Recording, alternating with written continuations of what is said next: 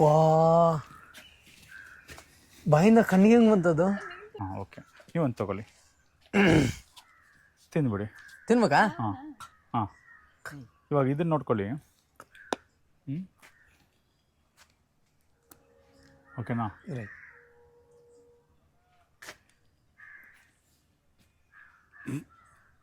ಇದು ನೋಡ್ಕೊಳ್ಳಿ.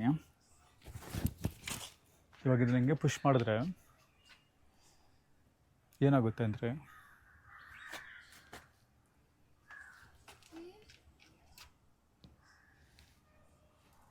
ಹಂಗೆ ನೋಡ್ತಾ ಇದ್ರೆ